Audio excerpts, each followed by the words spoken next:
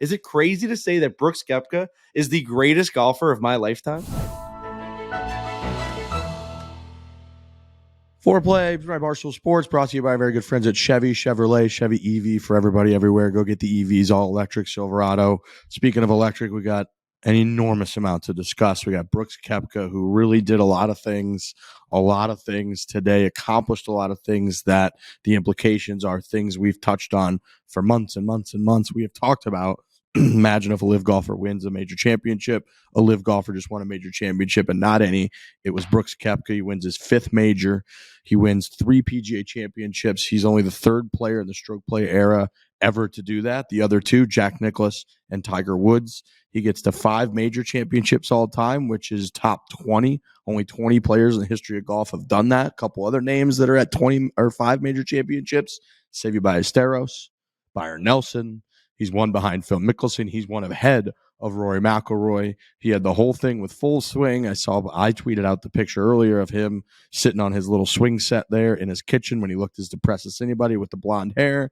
That came out 3 months ago on Full Swing. We sort of laughed. He had the Panthers clip where he was drunk at the game, chirping the players. Now he's on top of the world. He finished 2nd of the Masters tournament. He wins the PGA Championship. He's representing Liv Golf. So we got a ton to get to on the Brooks front. And then obviously the block party. We had to talk about Michael Block, who really, it was a wheat fest if you weren't tearing up. I don't know how Amanda Renner Balionis got through that whole thing without crying. I can't even imagine that. She's up there doing that whole deal, and he was crying and talking about the sun and the whole deal. So Oak Hill PGA Championship. We talked about how there are 5 or 6 in a row coming into this fucking thing that delivered. Recap pod from the 2023 PGA Championship. I have to put it in the absolutely delivered column. Yeah, it didn't, the final 3 holes were a little bit dramaless because Brooks pulled away there, but for 70 holes, it was really close until Victor went for it, and I don't blame him at all for going for it on 16. Look, Brooks was way up there in the rough. He had a good angle to the green. He ended up making birdie on that hole. Victor knew he needed to make par or maybe even birdie to keep pace. And he's at a point in his career where another top 5 in a major playing safe doesn't do anything. So I don't blame Victor at all for the decision. The tournament was kind of over then. But between their battle and between Michael Block, the Michael Block stuff, it's if you propose this to a Hollywood writer before, it's not even that they would say no. They would be like, you're a complete cheeseball. 46 years old.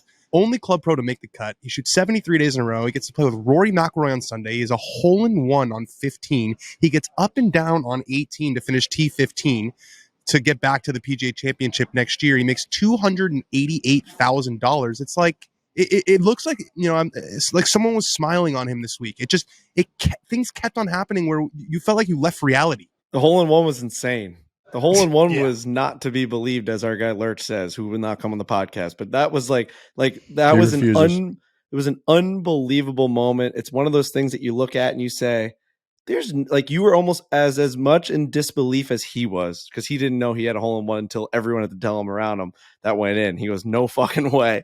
Rory dapped him up. Rory dapped up the block party, and he goes, what are you talking about? Just good shot, decent shot, you think? Probably tight. And Rory's like, it's in, bud. It's in, Block. It's in the hole. An amazing week. Brooks Koepka, I'm getting absolutely shredded on Twitter right now for saying that him winning is not Gucci, bro. At the end of the day, it's part of it, dude. At the end of the day, everyone's going to politicize this thing. I'm called the Liv guy on this podcast because I've said that Liv is a great thing for golf. And then now I say Brooks not winning. Now I'm the biggest Liv that's ever been on Twitter of all time. It makes me really mad. But I'm not going to tweet it out. I'm just going to fucking just sit it and eat. I'm going to sit on it and eat on it. Because you have to sit on your hands and just eat it. You just have to when you're on Twitter, and you just can't go. I'm not going to be like, I actually don't care about Liv. I'm not going to go back and forth with these guys. Here's my stance is that I don't like Brooks because he was a douchebag to me, and he was a douchebag to Barstool Sports. He was a douchebag to Dave Portnoy. He acted like he was better than thou, holier than thou when we tried to do a match against him. I hated his entire perception about the game of golf, his entire take about how he doesn't actually care about golf. He just cares about the majors. I've always kind of hated that. I've been saying that for 3, 4, 5 years now. Nothing has ever changed with me and Brooks Koepka. He won the PGA Championship.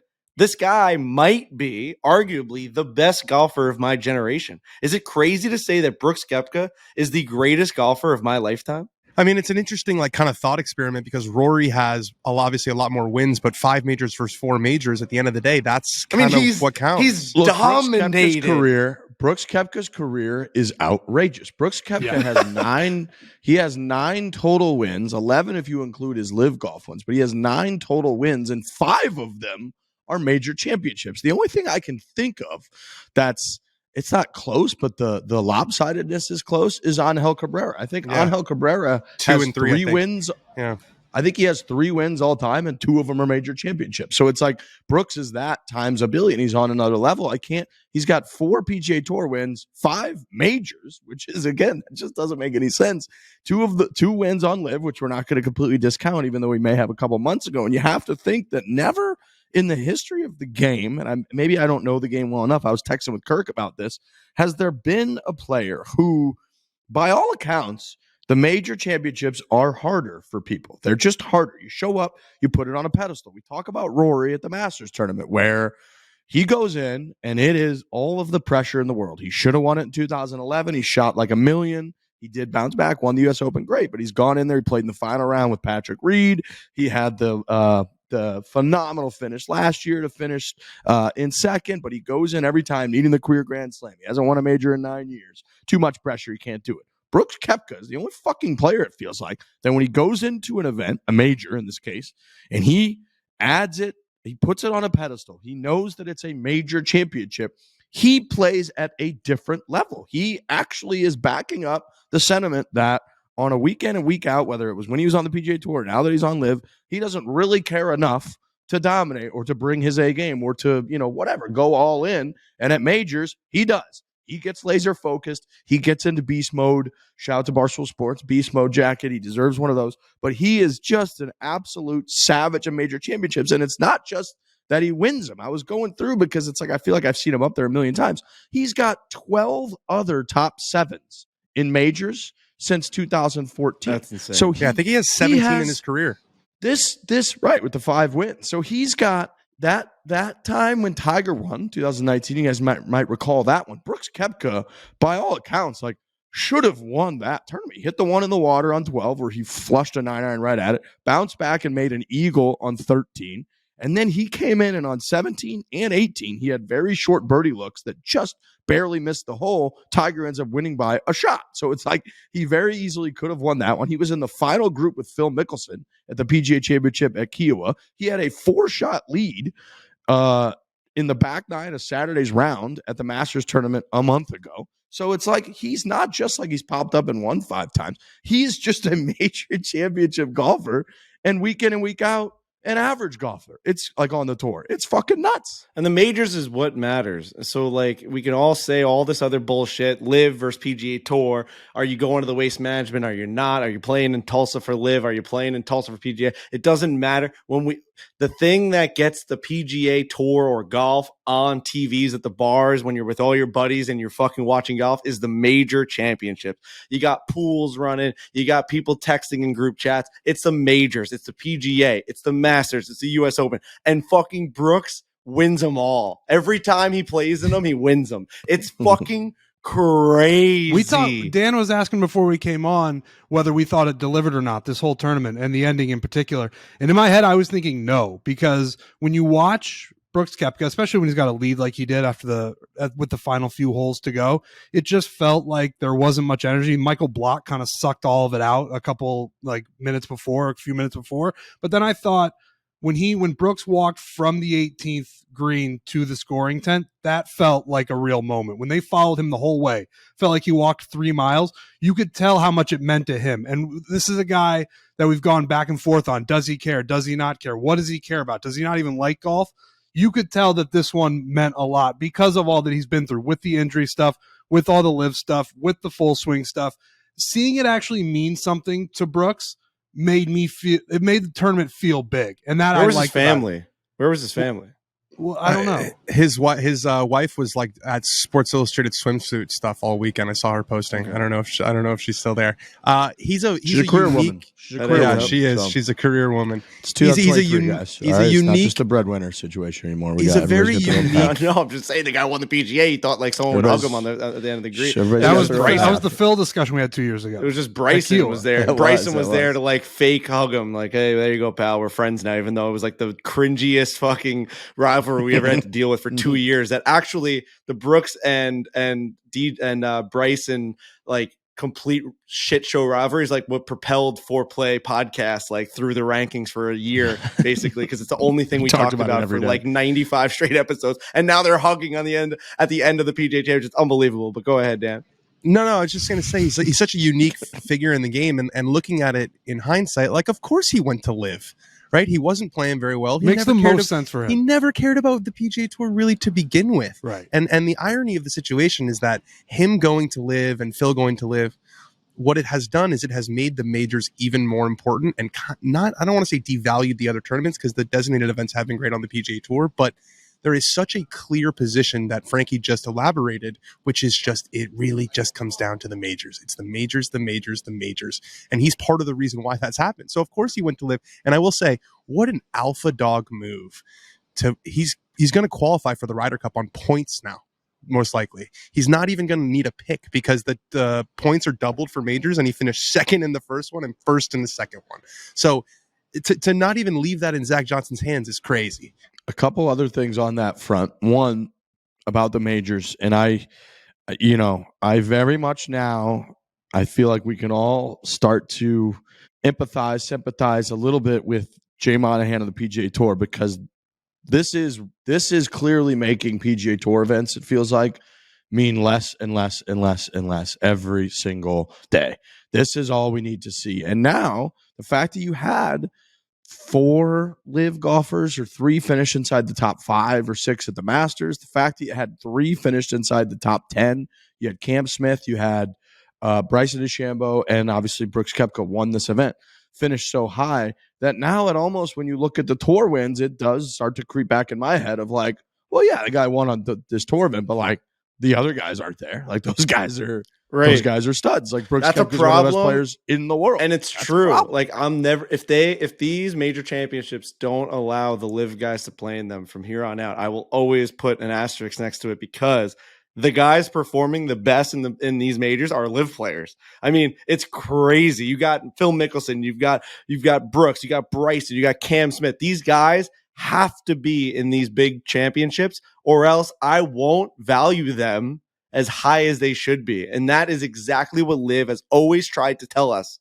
And it's not just that this is a new development, that the majors are the only thing that matters. Rory McIlroy told a story in the last couple of years of going to Tiger Woods' house, looking around, only seeing the major championship trophies and being like, where are all the other trophies? And Tiger's like, I don't know. I think my mom has a couple, like whatever. These 15 are the trophies. And that guy's been doing that for 20 years. So it's not like this is just a new development. We are seeing it now, and it's amplified now. But to those motherfuckers, to the Tiger Woods of the world, the majors are just it. It's what matters. And I don't think necessarily that this win does a lot for Liv.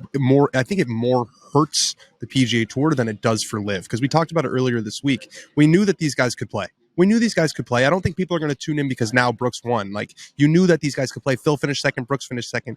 I agree with what you're saying about the PGA Tour in the sense of it makes those feel not quite there's a gold desire standard. for me now to watch Brooks Koepka play. Like when he, like if they're playing in 2 weeks or something, I want to see. Like the guy almost won the Masters and just won the PGA. I want to tune in more now. Like I don't think it's golf's never been to tune in for one like, guy to play, has it? It's never been. It's for the moment. It's for the tournament. It's for the context.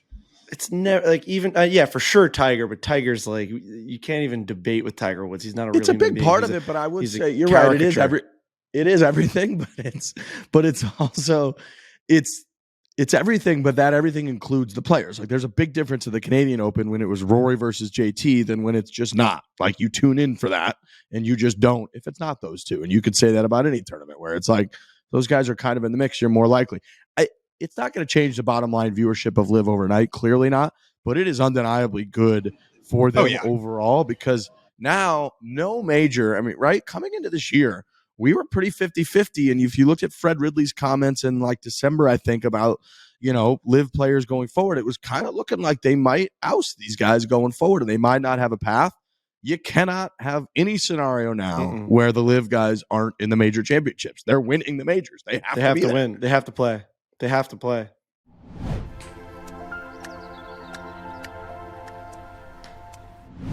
The Silverado EV, fellas, this infotainment system, I know we talked about it a little bit, but when you get in, this thing is like a movie theater. This thing is like you got a projector in your house. You ever remember those people growing up? You're like, I can't believe somebody could possibly have such a cool display, something that's so magical that looks like it's in the future, yet it's in the present. It's in current times. That's what this thing feels like when you jump into a Chevy Silverado EV. I had a projector in my room once. What? I hooked up to the Was it a lot? ceiling. I had a guy who like it fell off the back of a truck. He was a projector guy, and he got me. We came to Borelli. This is my Borelli's days. Came in. I got a projector for you, $200 cash. I hooked it up to the ceiling with hooks, and it was the whole thing. It was phenomenal. You got kind of annoyed that it wasn't crisp. It was huge, but it wasn't crisp. You know what I mean? And when you go inside these new Silverados and the Chevy Tahoes and the Suburbans and the Blazers and the EVs and the EUVs, they're crisp, man. I went to 2 different Chevy dealers now on Long Island, saw a certified EV Chevy dealer, got inside some of these new EV cars, and they are phenomenal, man. The inside, the trims, the leather, everything about it, it's as quiet as just like a little faint, just like whisper. It's just a whisper of an engine noise. You can't believe this thing's on. You can't believe it's a motorized vehicle. You can't believe it.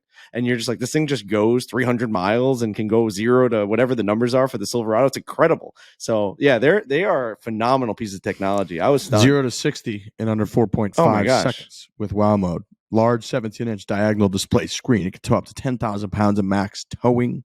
Over 10 feet of length in the bed with the multi-flex tailgate combined with the multi-flex midgate. Got the chance to see this puppy. It's fantastic, like we said. So head on over to Chevy.com to learn more. They got a bunch of other models, too, that you've known and loved. Chevy Equinox, the Chevy Blazer. They've got the Bolt EV and EUV, which you can get now. Chevy EV Silverado. Awesome. We've seen it. So Chevy does it right. Go head on over to their website. Play around on that site. Go to one of these certified EV dealerships. Go talk to them about what's going on over there because you're going to be very impressed. Head over to Chevy.com right now to learn more.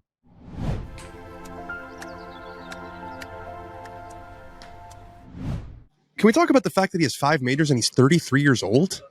I mean, he's not even close to being finished. 5 majors. 34? Isn't he 34? Is he 34? He's 33. I think he's 33. He's a year younger than Rory. He's like, I think he's like 364 days younger than Rory. They're like a day apart. He's got 5 majors at 33. I mean, what's unbelievable? What is like 8? I mean, could he win 8 majors? Could he win 9 or 10 majors? Like, what did Phil have at 33? Phil didn't win his first major until 34. I'm pretty sure. Right. So it's like, think about that. 0.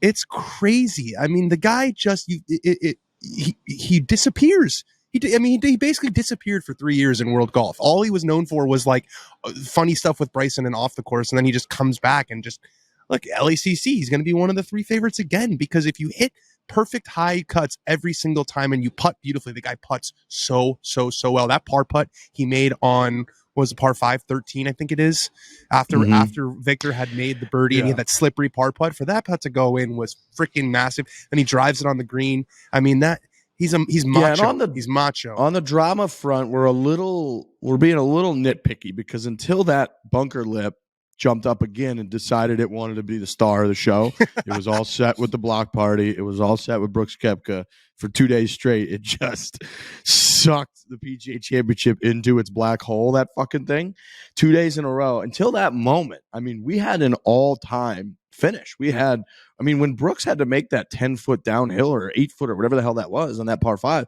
that was a putt to keep the lead. If he doesn't make that, then Victor steps up on 14. Let's say he hits one on the green. Like, now Brooks is going to be losing the tournament. Instead, within 30 minutes, because of that bunker lip and Brooks' clutch putting and clutch shots, obviously, it was over. But, like, that thing was fucking close down the stretch. I will say, I think the crescendo had to be the block party, man. I think, like, that guy, those types of stories just end earlier than that. They end Friday. Yeah. They end Saturday. He shoots 78. Right?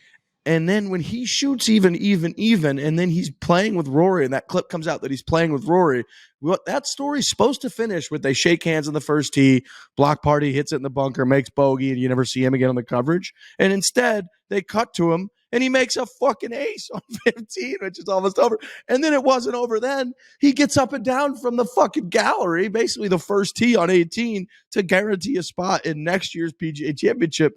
And then Rory just looked at him and hugs him and says, that was fucking awesome. Like that whole thing, that was nuts. That was fucking nuts. That whole thing happening. Rory was walking off 18 and he looks around and he's like, can you believe this? It didn't, again, the hole in one, as Frankie said, is when we left reality. Yeah. I mean, they did like on the last par 3 of the tournament with Rory McIlroy.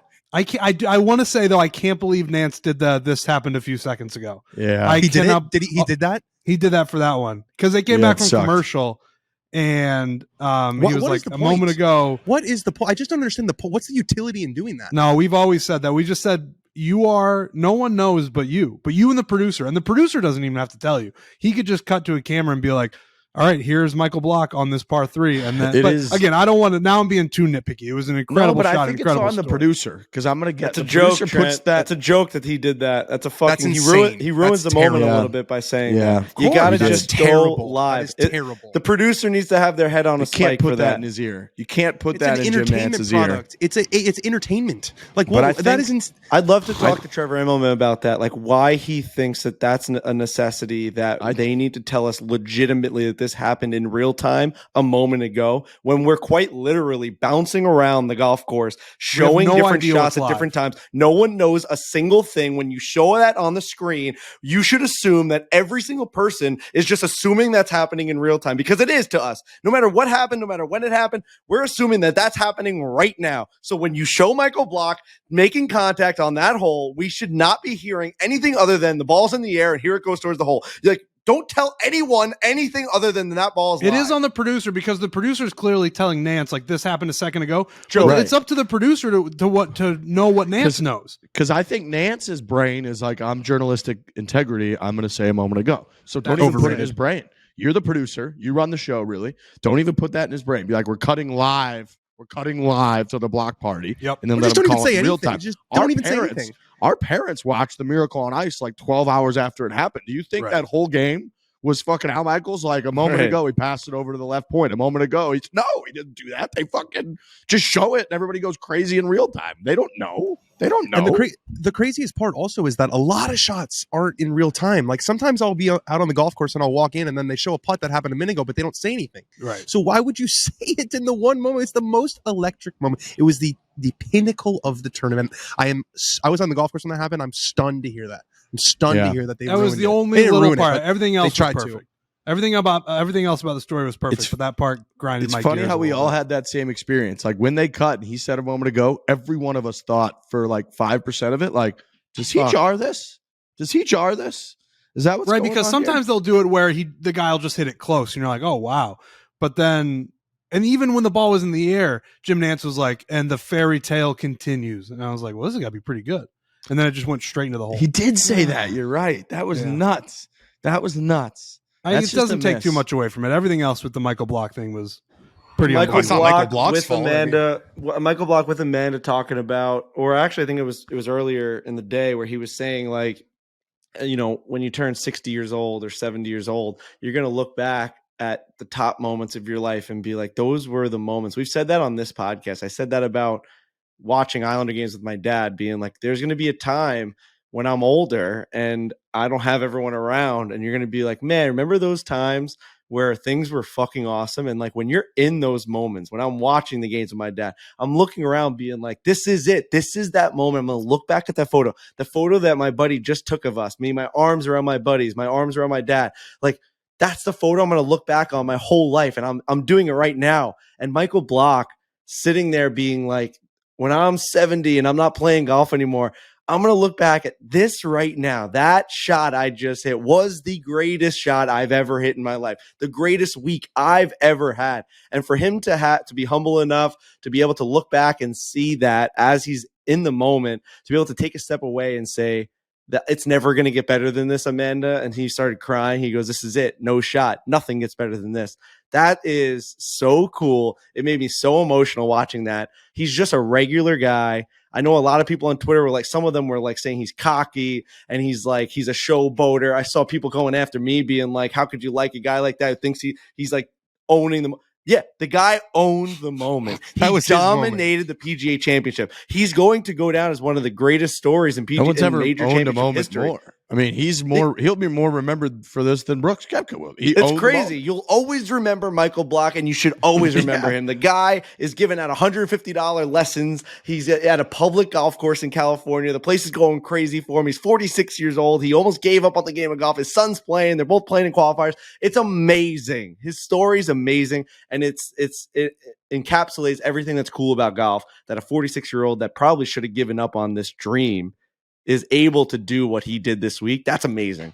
I want to know if he's going to try to make a run at the Champions Tour, because the way he talked this week, he realized that it was an incredible moment, and he drank it in, but he never said like, I'm having the week of my life. I can't believe I'm up there. If you watch his press conference, he's like, I can shoot 300 tomorrow. I could shoot 400 tomorrow. He goes, with all due respect to Rosie, I can play with these guys. For him to think that at 46, there's a guy, Rob Labritz, who was a Glen Arbor, I think I think he was the pro at Glen Arbor for a long time, was a really good club pro. He turned pro, or he went to Champions Tour Q School at 50 and got his card, and now he's playing on the Champions Tour. So I got to think that Michael Block is thinking long and hard about that. No, I don't want to see the block party on the Champions Tour out there. This is it. No, like he one said, and done. This should be it. This is what he's remembered for. I don't need the block party out there. You see him at Valhalla. Yeah, we'll see him out there, but like it's not the same thing. The block party, I want to remember him like coming up 18, ace, getting up and down from the gallery. I think that's kind of where the block party goes. The beauty of the whole thing was how into it everyone was for the same reasons, and that's those same reasons where everyone felt like this is our guy. This is just one of us. This guy is not going to win. He's not going to win the PGA Championship. And at that point, it was like, this isn't going to affect his professional golf, like in terms of making it on the tour. Like, it's not going to really affect any of that. This is an unbelievably cool moment for a normal guy, and everyone was rallying around it solely for that reason. That was what was so cool. Everyone is in like, this is awesome for him, therefore it's awesome for me, to the point where they're chanting his name and they're fucking crying for him and they're going nuts. You just don't get that very often. You don't get a moment where people are happy just because this other guy is so happy about it. And that's what it was. Something about our culture and like just humanity about like you look at Michael Block and he's different than the other guys, but he's just, every single person's just a person. You know what I mean? Like Brooks and Scotty and Rory are just men that are out there golfing, but we look at them as if they're these like godlike figures and they've been put on earth to be golfers. And then you look at a guy like Michael Block and you're like, what a story. How is this guy out there? What was he made out of? Like, who let this guy out there? What is he even human? Like, what is happening? And then you're so stunned, but really he's just a guy that didn't get as many breaks as these other guys, or else he would have been out there at the same time. It's very, very funny at how we view certain people because they aren't as successful compared to the guys. It was funny to see that juxtaposition of like, you can't believe he's doing this. How is it humanly possible? Meanwhile, you got like Joel Damon out there who's like getting shit faced the night before and like doesn't even know where the first tee is, and you're just like, what? Like, oh yeah, that guy's for sure supposed to be there. But Michael Block's like, oh my God, how is he hitting drives right now? When Michael Block got paired up with Rory, people were like, can you believe he's paired up with Rory? I know what you mean, but it is.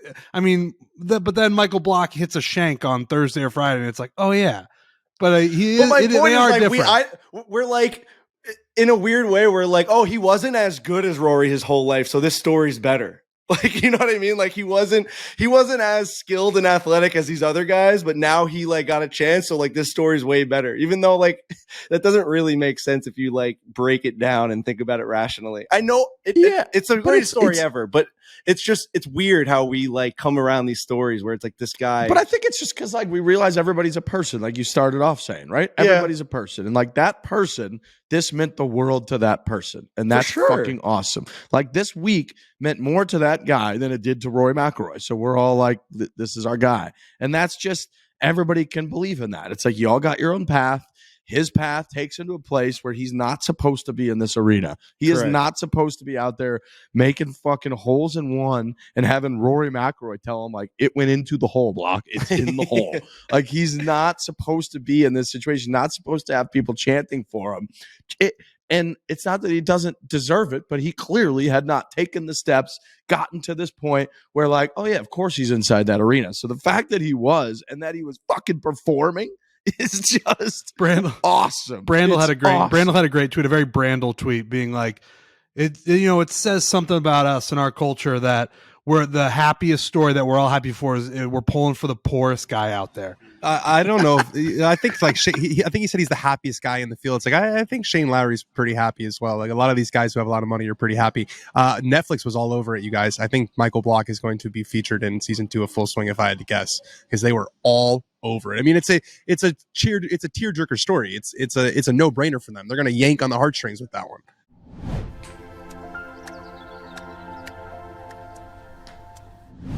Myrtle Beach, South Carolina. It is the golf capital of the world. Was recently voted America's favorite buddies trip destination. If you're looking for a good time golf trip, Myrtle Beach, that's the place to go. You guys were recently in North Myrtle Beach. Is that correct? We were, and we played Caledonia.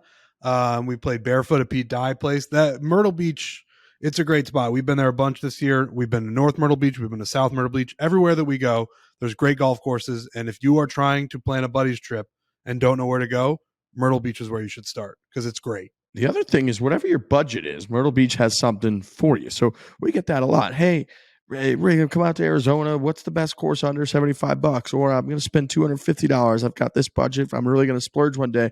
We hear a lot about the different budgets, and obviously that affects everything. It affects what kind of course you're going to be able to go for, how you're going to manage it. You're going to play 36, or should you put all in one in? Myrtle Beach has everything. They got over 70 golf courses. It's why they're the golf capital of the world. That's why we love going there. That's why they're the number one buddies trip destination for golf in America. It's because they've got all kinds of different options. So the two that are in the top 100, True Blue, Caledonia, Mike Strantz, as good as it gets. The Dunes Club, I believe it is, which you guys played, phenomenal. I actually heard our guy, the Block Party, referenced that when he was asked by Dan, what was your biggest paycheck before this? And he said like $70-something thousand. And he's like, well, you knew that right away. And he was like, well, that's because my previous, largest before that was like 20 years ago. I made like $4,600. And I believe he said it was at a 2004 or so tournament at Dunes in Myrtle Beach. So he was referencing that. So all kinds of options at Myrtle Beach. If you want to visit Myrtle Beach, Play Golf Myrtle Beach is giving away a golf trip for you and 3 buddies. They're giving it away. You go to www.foreplaymyrtlebeach.com. Again, foreplaymyrtlebeach.com, foreplaymyrtlebeach.com to enter to win a 3-day, 3-round golf trip to Myrtle Beach. Amazing spot. You can also go check out playgolfmyrtlebeach.com. They get all the info on golf packages, courses, hotels. You can sleep, wake up right in the ocean. It's amazing. So again, go visit this link. They're giving away a golf trip for you and 3 buddies, foreplaymyrtlebeach.com.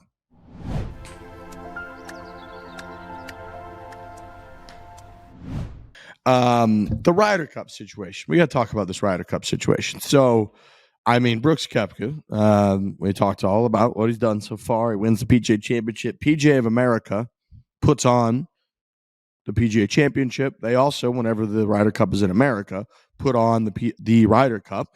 They're incredibly, they work side by side with the European Tour on the Ryder Cup. So there is tied to it. They're as involved in it. It is their production, is their operation, it's their event, basically, them and the European Tour.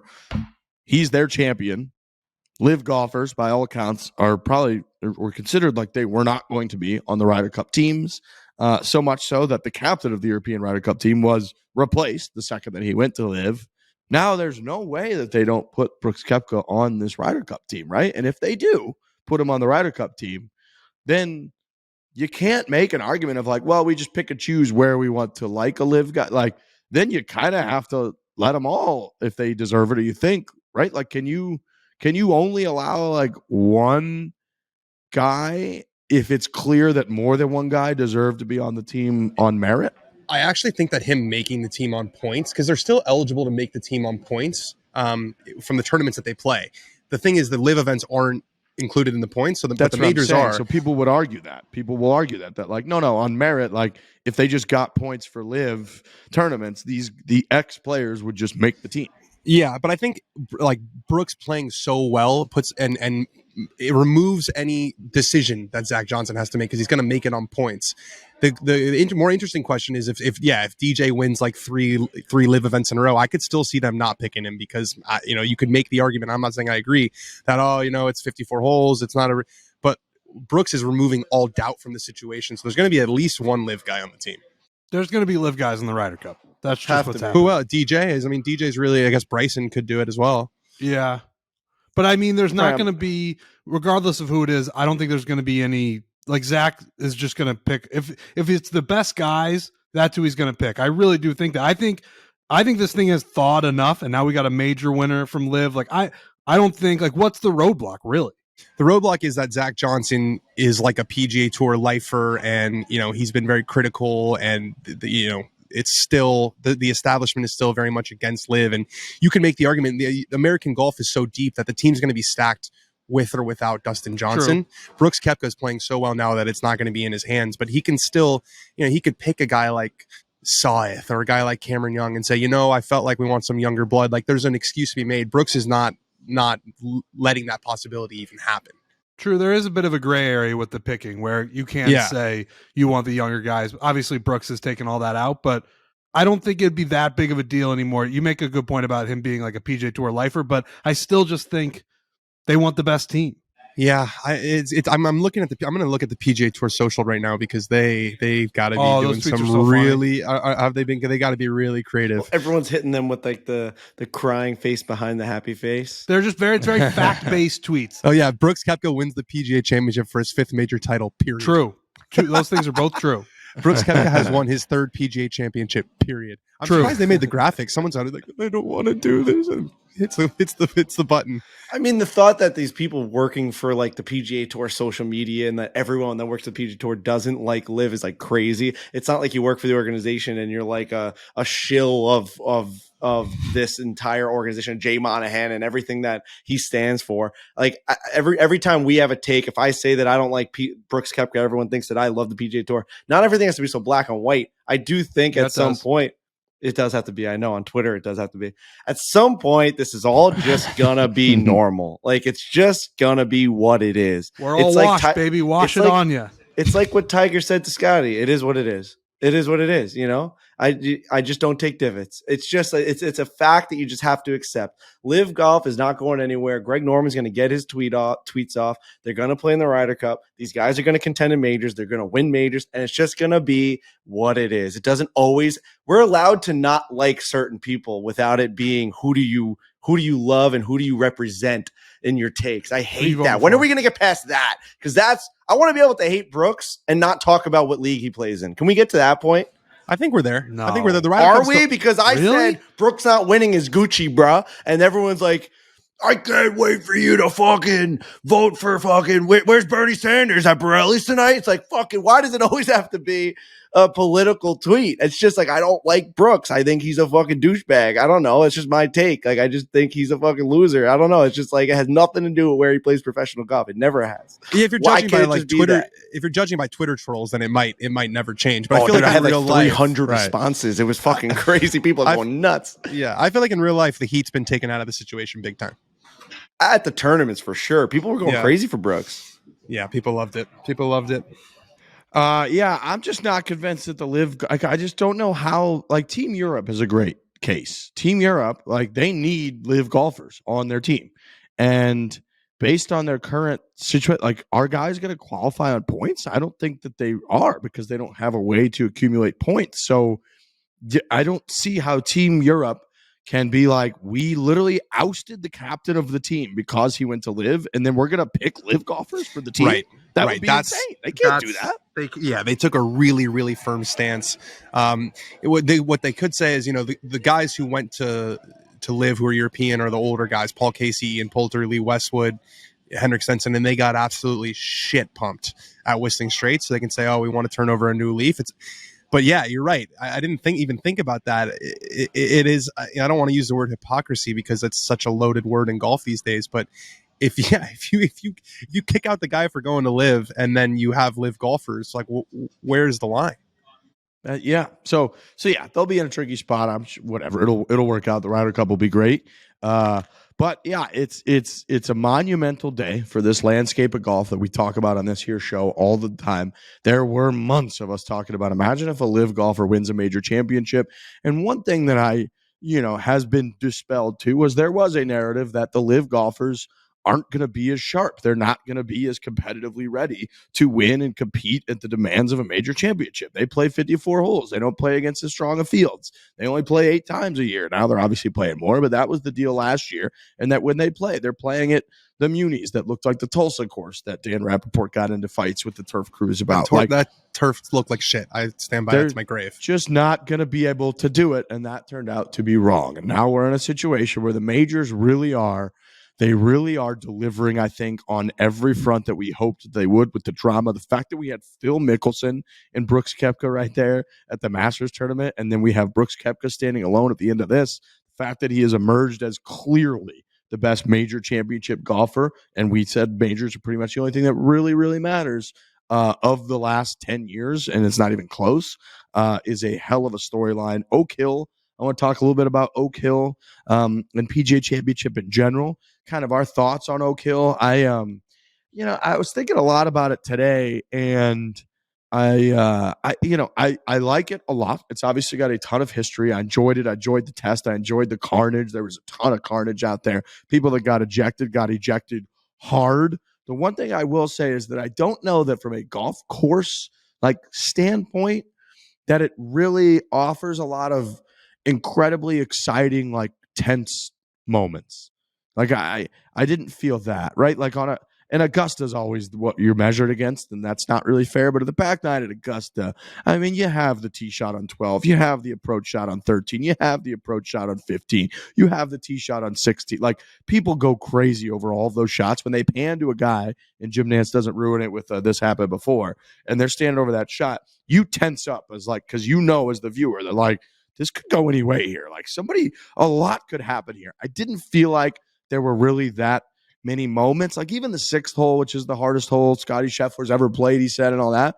It was guys either hit a really good tee shot and had a decent chance to make a par, or they hit it in the hazard, took a drop, hit it on the green, and 2-putted. It felt like that was kind of what that hole was doing. And yeah, there were some blow-ups and stuff, but even then, that hole and the tough stretches, it just didn't feel like there were a ton of magical kind of huge moment swing opportunities that you kind of got ready for. 14, the drivable hole, it was even guys that hit wipey shitty ones, it was still kind of up near the green and they chipped it up there and had a decent birdie putt. There wasn't really trouble or a ton of trouble. So again, excellent, really hard to argue about anything. I thought it looked great. It presented great. It was tough. There were only at the end of it, probably 10 or 12 guys that finished under par. You had to play incredibly well to be under par and be even close to posting a good score. But I thought it lacked a little bit on delivering a handful of intense shots that you were this could be an eagle or this could be a double. Yeah, 11 guys under par. There's a lack of water, which I think is a big reason at Augusta why those shots are so important, because it either's on the green or it's a penalty, whereas here it's just, it'd be in the rough.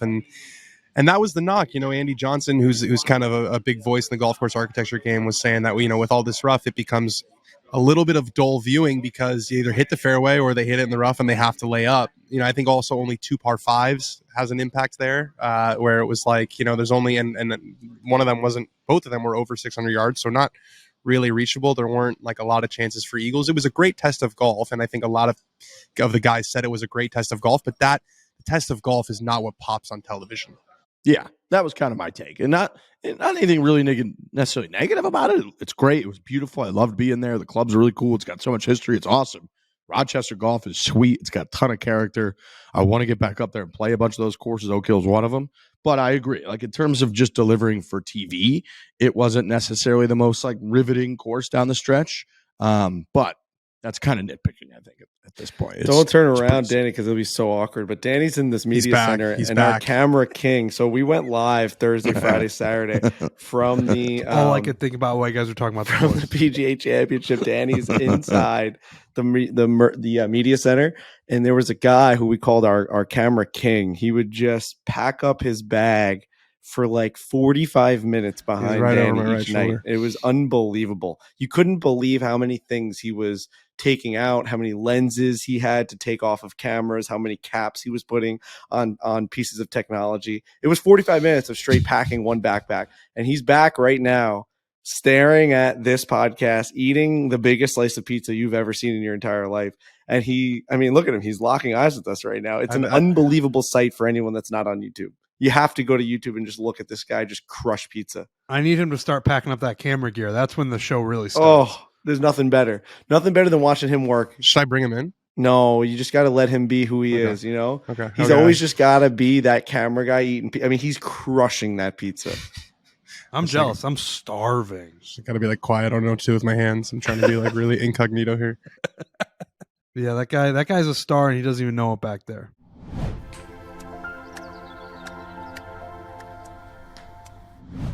Sneakers, boys. We love sneakers, don't we? Mm-hmm. We do love them. You gotta wear shoes. We're wearing a society here.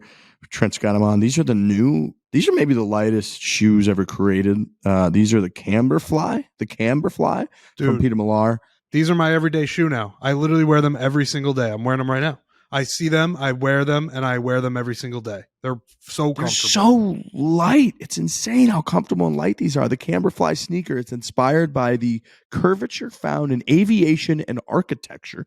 This brand new shoe features an ergonomic arc-shaped outsole that speaks to this inspiration, while dynamic lines showcase an innovative style perfect for the season. All true. We got scripted for Peter Millar for Tuesday's event at Irondequoit. And these shoes were in our little package. I'd never worn them before. Been wearing them ever since. That's how good these puppies are. You got those lightweight ones, and I got these I don't know what the names of these are, but if you're looking on the YouTube, look how nice these little like suede Peter Millar shoes are. I mean, the list and the collection that they have on their website is endless, and they are all quality. I mean, I'm talking, this is one of the best shoes you could ever wear with jeans. I got so many compliments on these tonight. They're like, what brand is that? I said, just Peter Millar. It's unbelievable. Are those the ones we got with the dad bod? Because we got some amazing shoes. I think so, dude. I think these are. I think these are. Those are incredible. Yeah, I'm looking at these online right now. I think those might be called the Vantage Suede Sneaker. Oh my God. Phenomenal. Buy them. If you're listening to this, buy them. Like, they're that good. Buy both of these shoes. I forget that Peter Millar's in the shoe game. They just have phenomenal shoes. You go over to petermillar.com/foreplay, explore the Camberfly, which is the one me and Trent are rocking. That suede bad boy. Go check them all out because they do a great job at Peter Millar. Also, I bought a hoodie at Bogey Hills Country Club from Peter Millar. That was a full zip hoodie that I had never seen before. Probably my favorite new item of the year. So they do it all. petermillar.com/foreplay. Go check them out. The Camberfly shoe and a bunch of other great ones on there.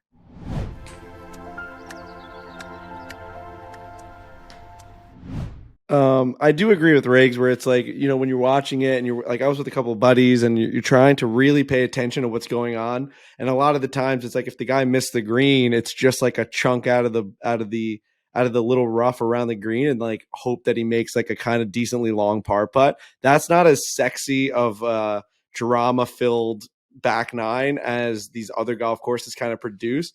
But if you really do pay attention to how clutch some of these putts were coming down the stretch by Brooks and Victor, just to keep it in. I mean, even Scotty hit a bunch of shots towards the end to be like, this guy's 6 under. If Brooks kind of falters, he hits a bogey one way, he gets a bogey here, he gets a bogey there. Brooks is just, I was thinking Scotty was just going to win this thing. There was like an hour where I said, there's no way Scotty Scheffler doesn't win this major. And I think for that reason, it definitely delivered, but I can see why, like visually, it's not as satisfying to watch a ball trickle into high rough as it is to like watch it skip off a green. You like scream like sit, and then it goes into the water. You know what I mean? Like that's totally different. But definitely this was a big moment. I think this was a big moment for the PGA to like really keep this streak going of good major championship, venue, drama, delivering. The PGA Championship gets a lot of shit for not having its own identity. And fuck, man, it's just delivered for like half a decade. I mean, how much more do you want from this thing? It's way better than any other tournament. Like, it's better than the fucking Valspar. It's better than the fucking John Deere. Like, it's just, it's a major. They do the thing they're supposed to do. You're supposed to be one of the top 5 tournaments of the year. They're doing it. So, like, shout out to the PGA Championship because it's fucking delivering.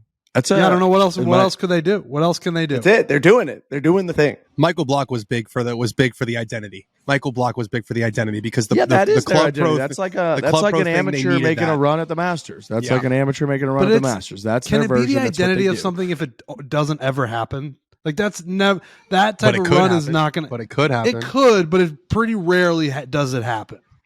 I don't know that it was big for like the identity of the event, but it was big for sort of the story of the PGA of America, right? Like I think a lot of people, a lot of casual golf fans, they look at the PGA, they hear PGA and they just think PGA Tour. They don't even know PGA of America exists. They don't know PGA of America is a different thing. They don't know PGA Championship is a different entity and a different event from just the PGA Tour week in and week out, other than we call it a major. So I think that was big for a lot of people being like, who is this? How is this fucking guy that folds like t-shirts and gives lessons in this tournament with Roy McIlroy? What's the deal? Oh, club of 20 or group of 20, they get in. This is all about the PGA professionals, which that part of it's very, very cool. And I think that, alerted some people more to like understanding it. I don't think it changed the identity. I agree with you on that. But I do, Frankie, that's a great point about some of those putts. Like those putts down the stretch, those were tense moments. When Brooks Koepka had that par putt that Dan talked about on 13 after Victor made that birdie, like that was intense. That was a 2-shot swing if he misses, and he buries that. And then the next hole on 14, Victor got up and down from that rough and had like a 10-footer to make birdie and buried it. And like those moments when they cut to those guys, that was very intense. Like those putts were incredibly intense. I used to hate the down below, right behind the putter shot, like the zoomed worm in. cam.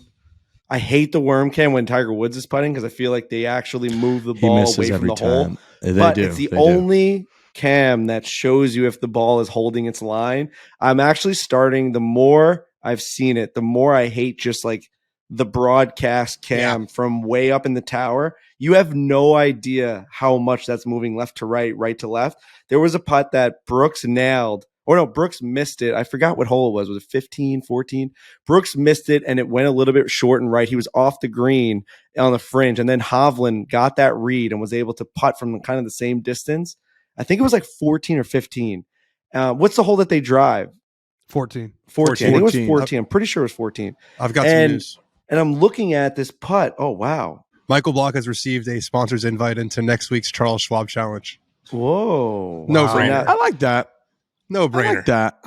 I like that. I like that. Well, now he's just you do like Tour that thing. Well, now he's like a PGA Tour No, the pro. Champions Tour thing is different. That's like, I mean, come on. I like, let him play now with the guys while he's still, he's hot, he's young, but in 5 years, I don't need Michael Block popping back up with the senior. You know what I'm saying? Don't you think that's a little different? I'm happy for Michael Block, but selfishly, and he can do whatever he wants. He's a grown big man. butt. He's 46 You kind of years snuck old. that butt in there. That's a big butt. I'm just saying, like, I want the Michael Block story to be always at the PGA Championship, or at least I want it to end like just as a story headlines guy.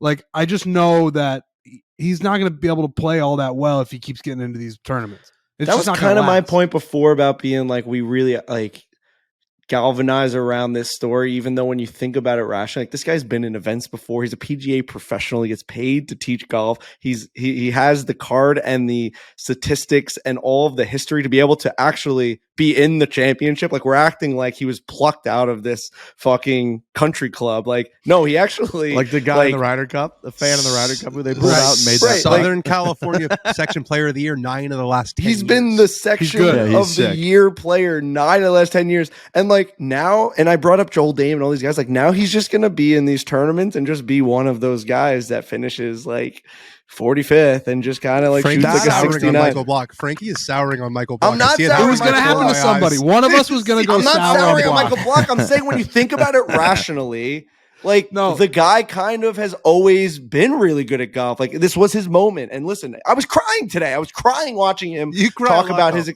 I know I do. I cried during Blink last night too at UBS because I just seeing Tom and seeing Mark talking about like beating cancer and being like looking at 18,000 people when the only thing I was looking at was like a drip bag of chemotherapy like a year ago was insane. Like that really pulled at the heartstrings, Mark. It's nuts. But what I'm saying is that at some level you gotta think rationally about this stuff and be like, of course this guy's good enough to kind of like compete out there. No, is he not? Well, is he no, not? listen, I like, was that's why he's watching there. That's why he's there. This weekend I was watching the PGA Championship with my mom, and I was telling her about the PGA pros and how they're playing, and she goes, "So these guys aren't like PGA Tour professionals, but like would they beat you and the guys on the podcast?" I was like, "These guys would murder us. They're pros. They're pros." So they get paid. Listen, I'm not sour. Really, he's been in the PGA Championship before. Like, if anything, it speaks to the different levels of the game of golf that people don't understand. They're like, I have a buddy who shoots about even. Like that guy could make a run. You're like, no. Here's us. We're like pretty decent weekend golfers, actually. Like we suck compared to actual golf, but like decent weekend golfers. Then like there's people that are around scratch that are really good. Then there's people that are like +4 handicaps that play at their local win the club championship that are really good. Those guys are nowhere near being able to play professional golf. And then there's guys that play professional golf, can't quite make it, do mini tour stuff, become club pros perhaps. And then there's the best of them, which is Michael Block, who is like winning the sectional 9 out of 10 years and all that. That guy can't make it in professional golf, not even close. That's why he's worked at this club since 2004. That guy then went out there with 19 other people like they do every year and was the only guy to make the cut, and no one ever makes the cut out of the PGA pros, and he did it and finished top 15 to get his car. That's why it's fucking amazing. Right. That like, speaks to how good people are. Right. Like Frankie, and now I think I'm on the other side of the argument that you made originally where I'm like, Rory is an alien. Like all of these guys are actually aliens. It is crazy that he got to stand next to Rory. Right. Because Rory's an alien. It makes you think how absurd it is that we assume that these guys that like, oh yeah, of course Rory McIlroy is like without a doubt the guy who's going to beat Michael Block. Like we assume of him greater than human abilities just off the bat because he is Rory McIlroy, because he has done it, because he has the credibility, he has all the stats, he has the history. It's just funny that like when you break it down, they're just two human being guys that are just hitting the golf ball. Dude, one just happens to be way better. Like Michael Block's buddies are probably like, dude, whoever has to play with him is going to get dusted. He's unbelievable. They're like, that guy is the best golfer. By the way, like, how popular is Michael Block going to be when he gets back? I was going to say the days of $150 lessons. $1,000 if he knows what's good for him, those days are over. Today's price is not yesterday's price. Dude, just seeing him walking around that club is going to be like, lesson. He's a celebrity. It's just like his life has changed forever. He's probably, yeah. He said that his life feels very different. $288,000. He's playing next week, but he plays with. He said he plays with Patrick Cantlay a lot and Bo Hosler, and he's playing a lot of PGA Tour events because if you win the section, you get into like the Farmers and you get into the Genesis, and he shot like a zillion over. And he said the other day, he's like, I see Patrick Cantlay, and Patrick Cantley's like, what the hell are you doing? Like, you're so much better than this. So they know that this guy has game. They know he can play. Yeah, it's an unbelievable story.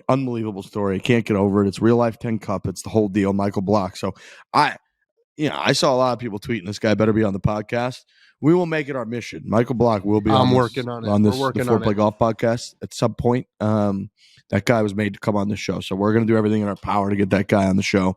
And yeah, I mean, he's clearly an unbelievable golfer. He went and played that golf course as impossible, and only however many guys finished under par. He finished one over for the entire week or something like that. So to play 72 holes at that golf course and post 1 over par. Are you fucking kidding me? Well, we've constantly made the argument, if we're talking about the levels, every level should participate in almost every golf tournament. And we'll just see. Agreed. That's how you really see. That's how you're going to get the general public to understand just how good these guys are. Because you let each of us go out there and the scores are going to be astronomical. Rahm was on the broadcast and they told him that Michael Block hits about a bucket of balls a week, and Rahm goes, and he's beating me by how many shots? I did see that. It's just like, it's golf, man. It's a strange sport. Yeah, I mean, it's awesome. Good for him. Okay, So I got a couple other things I want to talk about. Scotty Scheffler. Scotty Scheffler continues to be a problem. He still, it feels like, looks like he's rattled and frustrated more than I've ever seen him. And he finished tied for second, I believe, in the tournament. So he's just going to be a problem going forward. He and Rahm and obviously Brooks Koepka now up there going into these majors, I do feel like are sort of the guys. Him and Rory, both, I feel like, just had interesting weeks where both of them looked, by all accounts, to the naked eye, like they didn't quite have it. And both of them with damn good finishes. Scotty obviously finishing second place. But I'm just always amazed by that. I'm amazed by Scotty Scheffler. I'm amazed by seeing him throughout this year where he won at the Players' Championship. What did he win by? 6 shots at the Players' Championship? Something like that.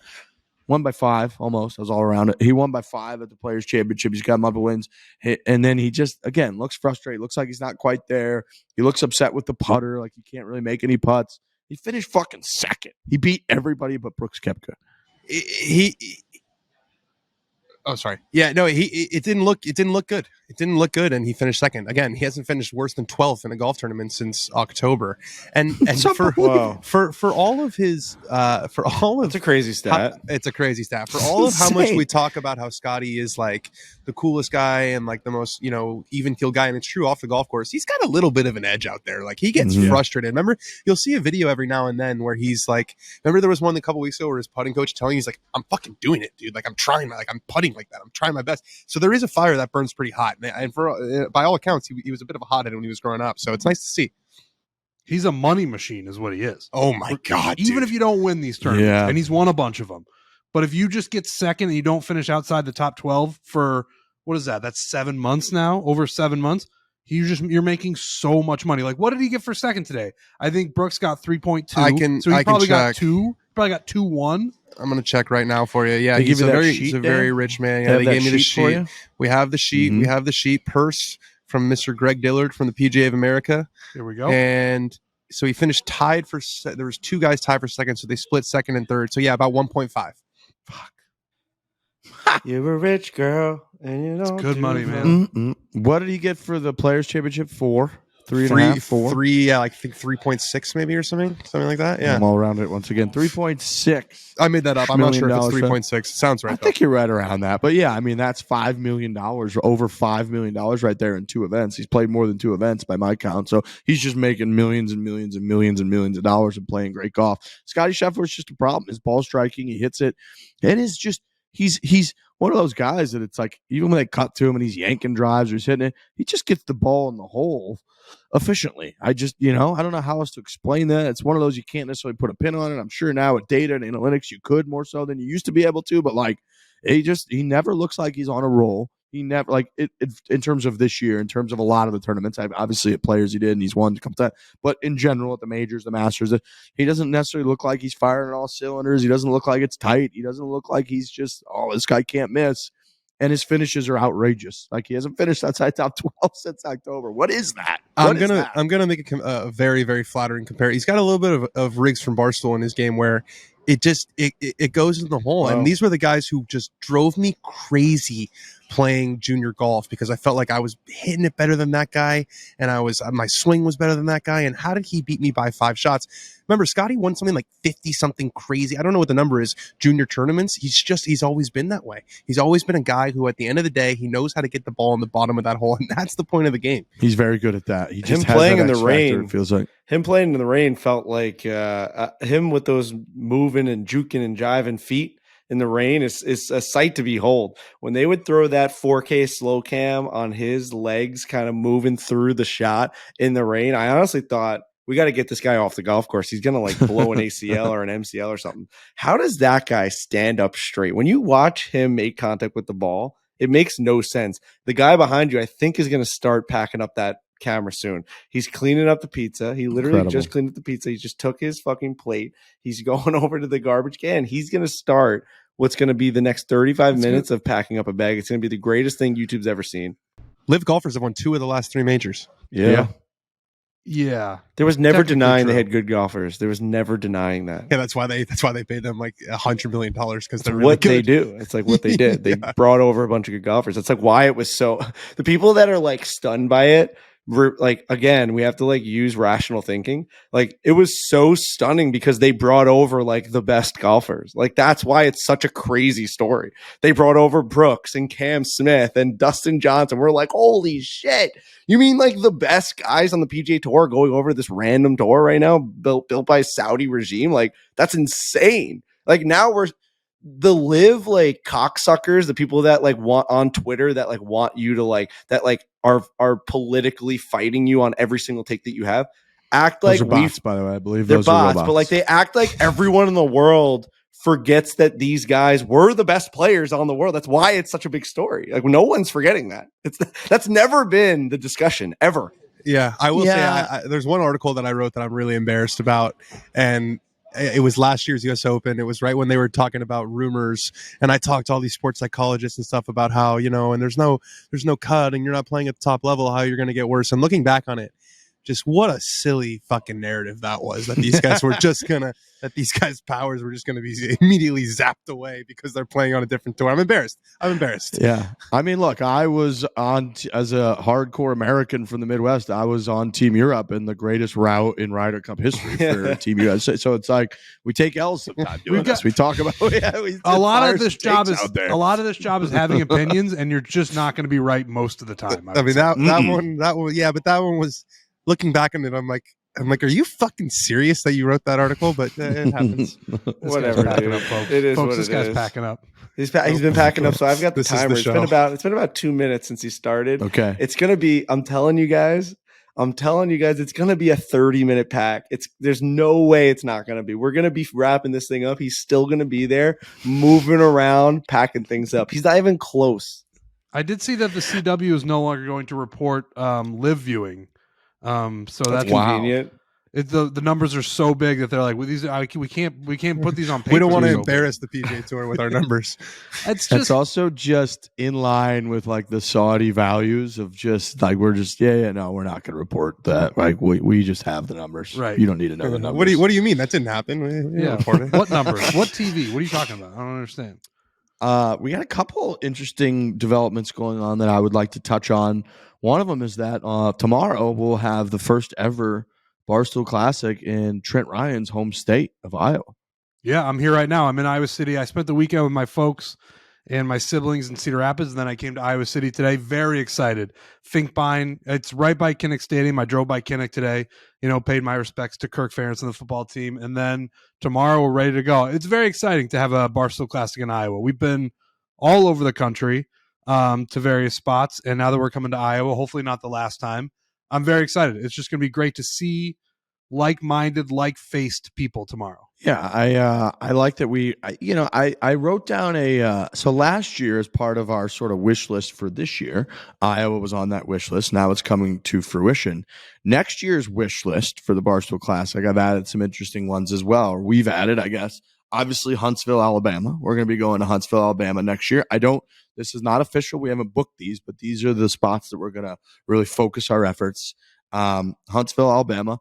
I want to go to Rochester, New York. Yes, that's what I was going to bring that town. up. Yeah. Irondequoit. I think Irondequoit. I think there's a no-brainer that we do it there. Their staff was phenomenal. They really wanted us to come. We kind of did a little North Korean media blitz on them on Thursday's show last week or earlier in the week. So yeah, check in on Gino. Make sure he's still really hot.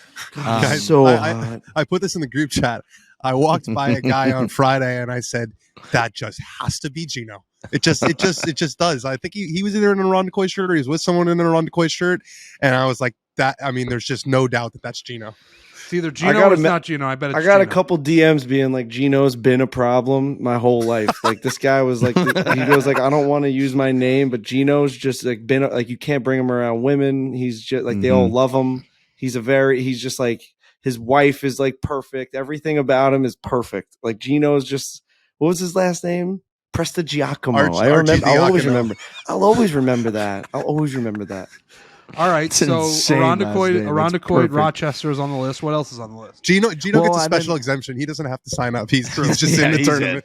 He's in. So does Michael Block, by the way. Michael Block will play in a Barstool Classic this year. That's one of my goals. Brooks the best golfer of my generation of watching golf as an adult? I think so, dude. Is he? Is Brooks Koepka the best golfer that I've watched as like a sports viewing like adult?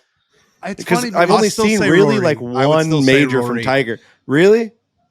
I would still say Rory, the consistency over a lot of years, but I think if he gets to 6, then I think it goes to Brooks. Dude, Brooks has dominated major championships since I've been like 23 years old. Like he's just fucking dominated. But the normal, Also, but since the we've regular started tournament the golf events still podcast. matter. Like Tiger, we still love the 82 wins from Tiger. Like we don't not like right, those but is it wins. because it's Tiger, right? Like when are we No. notching like we when, like when a winners? guy I know we do, but we Everybody fucking likes love wins matter. I mean, I know. They do Wins matter. We're not definitely taking matter. anything away from that. I'm not taking I anything know we're away from juiced up right now and everything. The all-time wins thing matters. That's why Tigers are so much more impressive than Sam Snead's Snead. 80. You know, Snead's Oh.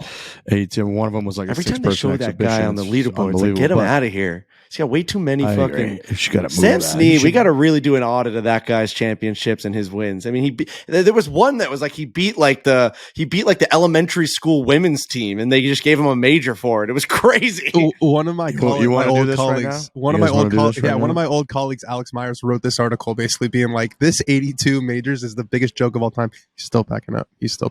Of course he is. I said it would be 30 minutes. It's been 7 minutes, 8 minutes. He's not even close. It's great. It's if you're not listening to this, if you're not watching this podcast, you're doing yourself a huge disservice of not watching the greatest show that's ever been on YouTube. It's this man in a horizontally striped polo packing up his camera gear from the PGA Championship. He's just unbelievable. Look at him. He's analyzing every movement of those camera lenses, taking off the tape, looking at the tape. Look at him. He's gonna bend the tape now so that both sticky sides touch. It's unbelievable. Are you pulling up that article, Riggsy? No, you got to look up Sam No. Snead's wins. No, I've had this list. I have it in my notes, and I've rattled it off a handful of times on here. And some of this list is just outrageous. I'm seeing an outrageous stat right now, real quick, while you looked it up. We may have said this today. 14% of the time that Brooks Koepka tees it up in a major, he wins. I would actually. What's the number? 14%. 14%. Yeah, I feel like it's one of the stats where we were all supposed to be like, "Oh my god," but I wanted sort it of to be feels like higher. it should be higher. And I know it wouldn't be because it's crazy to think that it would be higher. But That's- 14 isn't doing it for me. 14% of every major he plays in. I mean, But like, he's played in a ton. I don't know. Like Tigers, I don't know. wasn't I thought it Tiger's was gonna win be higher. percentage when he starts Thought that like was gonna be higher. 22% or something? Yeah, it's been dropping steadily. It's kind of a shame, honestly. 14% Listen, I wanted to love that stat, Frankie. 14% is pretty fucking fucking high, man. 14% is pretty fucking high in a sport where if you win one, you're like idolized. You know what I mean? I'm You're with just- you. Just You guys 14 rattling didn't hit off me. wins like crazy. 14 didn't hit me. I wanted it It to. didn't but hit you? No. Half his majors that he's ever played in, he's finished top 10. Does that I hit like you, that Liv? way more. That's That's a a good good one. stat because he wasn't all that good for the first like 3 or 4 years of his career. It's pretty amazing. Yeah, That's just the a thing. That's what makes his career so much. I think we talk about like, is it Rory? Is it Brooks in terms of like generation of this generation? Brooks was never that good. He wasn't, and then he was. And Rory's always been kind of the guy. Now we're just pretty hard to this is talk three about guys golf watching right It's now. pure, a guy pack. it's honestly pure comedy that this is actually happening while we're recording live because this Okay. happened the last 3 nights. I cannot believe he's doing it like perfectly. He's doing it so stereotypically to how we thought he would have done it. Like we were joking pre-recording, like I hope that guy comes and packs up his fucking camera, and he's been doing it for well over 10 minutes now, and I'm he gonna has have no to get a sign of time stop. lapse. He has no. yeah. You should. You he should has push. absolutely no sign of stopping, packing up that camera bag. He has no sign of stopping, packing up that camera bag. It's unbelievable. He's the star. He's the star of the podcast for sure. He's our guest. Dude, it might- He's the guest. This is the end of the week too, so it might be a bigger pack up than usual. This might be. I mean, he's got to get it. He's got to leave it. He can't leave anything. The week's over. What's the vibe been like on location, Dan, with this Brooks Koepka win? Yeah, good. I mean, look, there's definitely a lot of people who have planted their flag pretty hard in the anti-live camp. Who it'll be, it's interesting to see. I'm very curious to watch live from and see what Brandel says because he's been probably him and Eamon Lynch probably been the most like ardent anti-Liv people of all time. But it wasn't because they suck. It was because of, so nothing really changes, I guess, on that front. But yeah, it's fun. Listen, it's fun when these big tournaments come to these smaller cities because the whole area is like on fire for a week, and they just look forward to it so much. Same thing with Tulsa last year. I bet it'll be the same thing with Louisville next year. Everyone's just grateful to have these players that they don't get to watch very often. The thing that I always find interesting about Brooks is, especially in the position that he's in now, I always think when he gets a mic in front of him, he's just gonna like burn a bunch of bridges and like call people out and be like, "You doubted me." But he's actually pretty normal on the mic. I'm always waiting for him to call people out specifically, whether they're anti-Liv or they were down on him or they watched Full Swing and they were negative. But he's always pretty much just like, yeah, this has been a crazy win and I'm really happy to be here. I always kind of want him to throw somebody under the bus. I think he used to more so. He used to. This is a more humble. It's been a more humble sort of appearance for him. It feels like maybe. Yeah, you go through some stuff and you're not the guy anymore. I think he's grateful. He's very grateful to be back. I've been talking to Big Cat about it because Big Cat was like, sorry for your loss today. He's a huge, obviously, Brooks Koepka fan. He's going to be on part of my take, I'm sure, tonight. Big Cat said he's going to do all he can to get him on our show, which would be great if we can get Brooks to clear the air on That'd be great. That'd be fantastic. But, I said he's rattling off these stats to me, and I was reading a couple of them to you guys. You guys didn't like the 14% one. But I said to Big Cat, the thing that I've always said about Brooks is like, if he has this fire to be able to win 14% of the majors he plays in, he's top 10 in half the majors he's ever played in. The guy's going to go down as one of the greatest major players of all time. He's already got 5. He's only 33 years old. You said it all. You said that the change between how he's played on the PGA Tour and Liv compared to how he's played in majors is astronomical. It's crazy. And I've always said, if he just cared more during his whole career, during every tournament he's ever played in, he'd be one of the all-time greats. He'd be the guy that kids are going to put their fucking picture up on the wall like we have Tiger. We could have had one of those guys. In terms of toughness, mental, and Big Cat said this, in terms of mental toughness, he's like as close to Tiger as you're going to get without being Tiger Woods. The guy shows up to major championships and wins. Like, you can't beat him. When he's on top, you can't even catch him. You can't think about even getting to him. When you see him up there, obviously he blew a 4-stroke lead at the Masters this year on late Saturday. But there are times where it's like, you're never going to catch this guy. I wish he would do that. And I think I'm coming to that realization that he might just be wired, that he can't perform unless it's the biggest moment of his life. It's the weirdest way to be wired. I'm never gonna accept that. It's not a normal way to be wired. That's not something that's ever been written in the books before. He's like writing his own book right now, where it's like, I can only perform under the greatest moments ever, and I can't win a PGA Tour event to save my life. But if you put me in the hardest test, I'm gonna win all of them. I've never seen that happen before, but maybe that's just who he is. Are we accepting that at this point, that he'll never be anything else? The athlete that comes to mind is Eli Manning. Yeah, right. Pretty average. Misses the playoffs every year, but when he makes it, he wins the Super Bowl. Just like, pretty like solid in normal events. Like, definitely nothing special, but just took down Brady twice because on the biggest moment he came through. Yeah, the other thing about this guy with his wins is that he's won the Phoenix Open twice, and when he won, which is like we talked about, I mean, that's as ruckus as it could possibly be. So like, clearly right? It's like if he needs something to get him up. And when he won at the FedEx St. Jude a couple of years ago, whenever that was, it was him versus Rory, I believe. And he took that very seriously because just shortly before that, he had lost one of those battles. And I remember he used that. Yeah, he used that afterwards when he talked about it and was like, this meant a lot to me that I was not happy that I lost. Whatever the details were, he was kind of propelled by that. So it's like, even his other 3 of his 4 PGA Tour wins, he had something. One of them is Phoenix Open, which we talk about as the best atmosphere in golf outside of a major, and even maybe better than some majors. It's crazy how loud it is, how many fans there are. It's nuts. So he gets up for that. He got up to take down Rory, I believe it was, at the FedEx St. Jude, and then he's won 5 major championships. So it's like, you're right. When the most is on the line, and it's like, if he cares, if he finds a way to care the most, he plays the best golf of anybody. That's an unbelievably fucking impressive. Who else does that? It's almost like you want him to not win a bunch more Live events so that the narrative can just continue. You know what I mean? Because he's already won 2. So like, if he just keeps ripping those off, it's like, well, now he's winning on Live too. Yeah, that one's tough too because there's only like 10. Not good, but it's just not as deep. So it's like, if he just, if he beats like the other 10 really good players and like he'll probably just win some of those. Where I think that was harder to do at the obviously at the PGA Tour. But yeah, he's impressive. He's just insanely impressive. Mentally, the strongest mentally I've seen since Tiger Woods. And then Still the other quick note, still going. I mean, He might be packing up, guys. This might be it. He's done. Is that his exit? He's out. Is that our king's exit? Is that our king's exit? We have to just take the desk is clear. He's gone. Oh my god! Take a moment.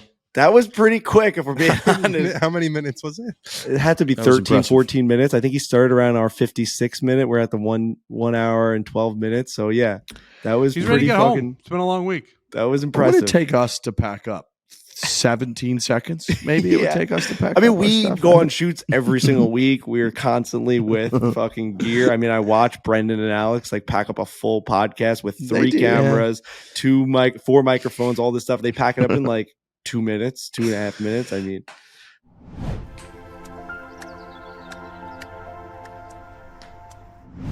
good amount of Barstool Classic chatter on this. Barstool Classic in Iowa for the first time this week, Monday. Trent Ryan, the whole deal, the Ryan family, a bunch of Ryans running around all over the place. Truly Hard Seltzer is the title sponsor of the Barstool Classic for 5 years running. And now they have revolutionized the Truly. They've revolutionized the seltzer game because they've got real vodka in there. It's delicious juice. It's real vodka. That's what's going on with the Truly vodka seltzers that people have to try out.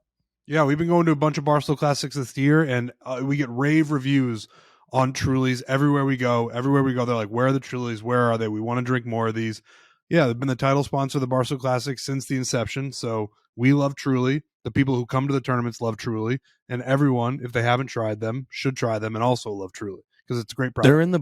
They're in the blue cans now. So they got the blue cans. I had a bunch of buddies out there on Thursday at Bogey Hills Country Club, and they didn't know a ton about it. They're not necessarily there. I got some beer drinkers. I had my buddy just goes, I like the blue ones. What are the blue ones? I said, the blue ones are their new ones that they've got. Premium vodka, crisp, clean, refreshing taste. They're made with real fruit juice. So I said that to him. I said, that's fewer calories. That's lower sugar. It's refreshing go-to. That's perfect for spring, perfect for the golf course. Those bluish cans that you're drinking these out of, those are the Truly vodka seltzers. You can find Truly vodka seltzer near you at trulyhardseltzer.com. Again, we got real juice in there. We got real vodka in there. It's crisp. It's clean. It's Truly. Find Truly vodka seltzer near you at trulyhardseltzer.com.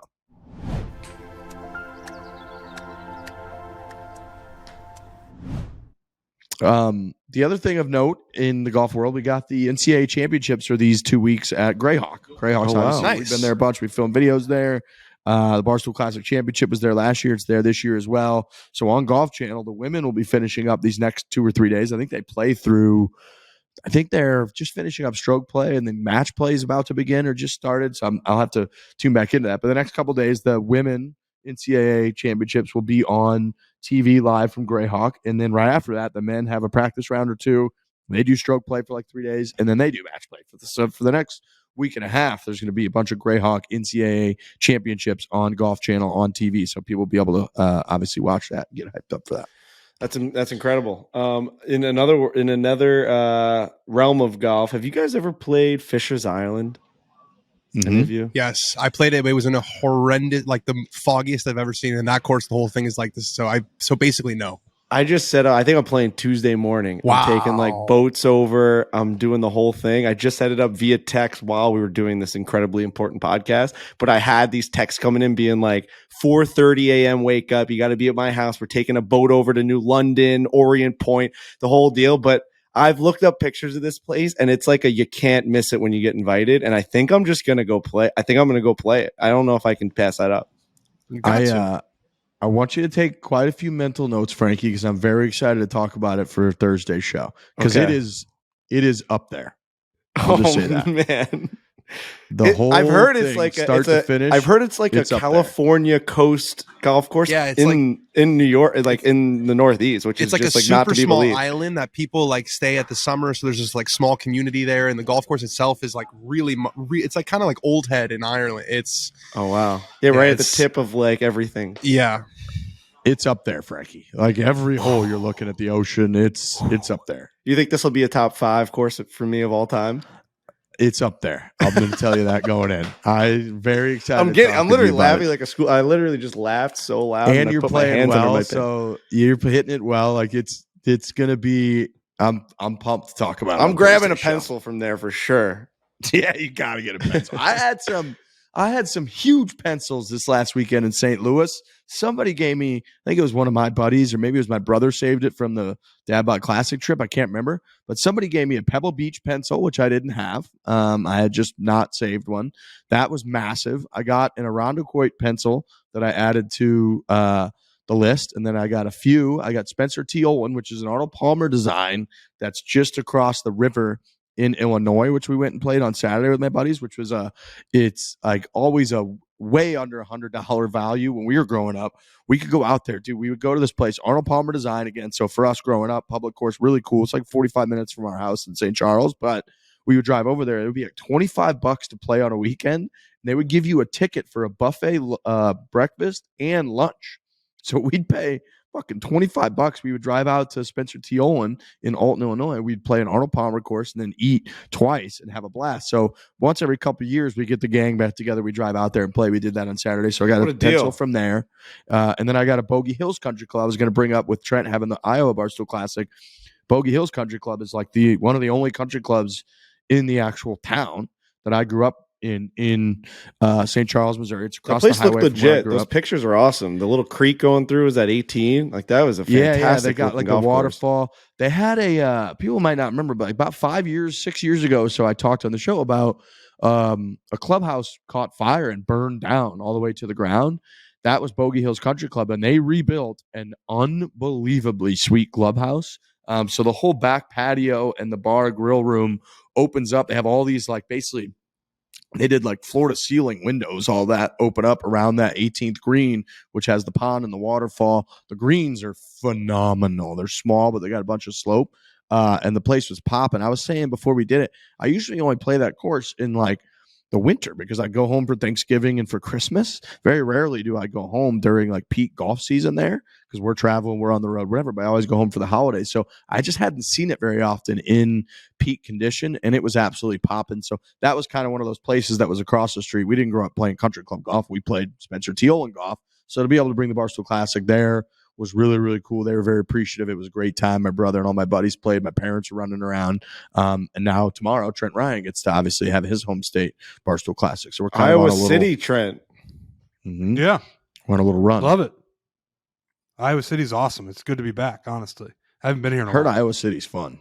I heard it's really fun. We should have a bunch of Trents showing up to the Barstool Classic, just shaking your hand, being like, love everything you've done for this city. For this state. I'm Trent too. Yeah. Nice to meet you. Putting us on the map, you know? Yeah. No, we'll see. I'm really excited to see, who shows up. It's going to be fun. Have you ever played that golf course that you guys are going, that you're having it at? No, I have not.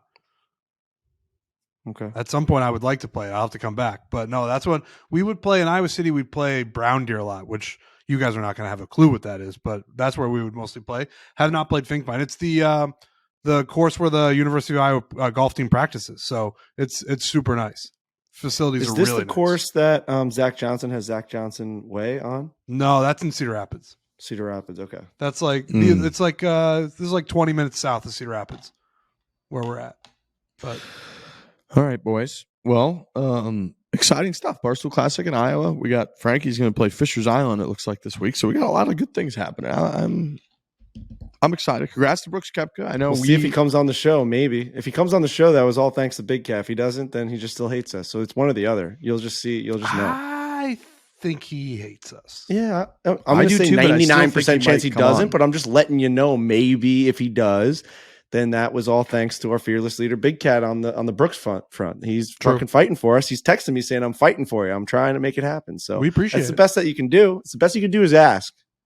True. Shout out to the Barstool Sportsbook. I had the biggest hit of my career, and I will couple that with every other bet I took lost for the PGA Championship. Me and Kirk did the show. I think I had I like bet 5 like a- picks, all I of them bet- lost. I bet like a Scotty Scheffler versus Justin Rose first hole, Scotty to win, and then like Justin Rose just stuck one to like an inch on the first hole, and Scotty missed a green. And it's one of those things where you just like throw your phone on the table and you're like, loser, never had a chance, didn't even have a chance to tie. Like Scotty makes a 4, he makes a 3, it's done. Golf's really hard to fucking wager on. It's hard, dude. I kind of have a little hot streak going though, where my bets for the week don't pan out great. I fire a live bullet on Saturday or Sunday morning, and that hits because I had Jason Day last week plus 700, and then I hit Brooks Koepka plus 900 this week. So that might be my new thing. That's just called being a true sharp. You want to see who has the look in their eye. Yeah, that's exactly what that is. I got in an insane. That's a lot of in and ends in the same sentence. I got in an insane argument about if you'd rather be a professional tennis player or golfer for the rest of your life. It's not close. A couple guys were trying to say tennis, and they're like, I was like, dude, name the 20th ranked tennis player. And so we looked it up, and it was Matteo Berrettini. And they're like, that guy's sick. Like, he's fucking always in the top of all these like opens and championships. Like, that guy has a fucking awesome life. He's fucking Italian. He's he's got a good singles record. I looked up the 20th ranked golfer. It was Jason Day. I was like, this argument means nothing. I'm like, we can just go through all of them. I'm like, the 27th ranked player is Hideki Matsuyama. Like, the guy won the Masters. He's like the biggest fucking Asian athlete of all time. It's like, what are we talking about? Being a golfer is the best. I guess they were just saying like it's just a grind, the 4 days, but tennis is a fucking grind too. Tennis is way harder physically than golf. That's so much harder, dude. These guys are walking around like Pebble Beach, looking at the ocean, playing golf. It was the worst argument of all time. We just watched a 46-year-old PGA teaching pro compete in a major. Make $288,000, which is probably like more than winning most golf events. Kyle, you're wrong. You're just wrong. Most tennis events. Sorry, it's a wrong argument. I love being on the right this is side. kind of a pro tennis show. We like tennis on this show. For sure. Yeah. Oh. All right, fellas. What a major. We're halfway through the major season. We've got so the next big tournament will be the Memorial and then the US Open. Is that right? Or is the Memorial after it? I think it's before it. Memorial is before the US Open. We go Charles Schwab, Memorial, RBC Canadian Open, and then which is also my wedding, and then the US Open. Wow. Okay. Wow. A lot happening. It's summertime and a golf podcast, so we got a lot happening. Yeah. Congrats to Brooks, who we've obviously been hard on many times. The other thing I want to add, part of the reason we were hard on Brooks too, was the bullying stuff with Bryson. We didn't like that. I didn't like that at all when when he was basically bullying the guy, that whole deal. So we've had our ups and downs with the guy. If he came on the show, it'd be very interesting. Made me a lot of money, so I'm very excited about that. It's amazing for the golf landscape that he's back, that he's winning. It just implicates all kinds of fascinating discussion, so I love it. And then Michael Block, the Block Show, the Block Party. He was great. So yeah, hell of a week. Oak Hill popped. We'll be back on Thursday. Hit it hard. Hit it hard. Hit it hard.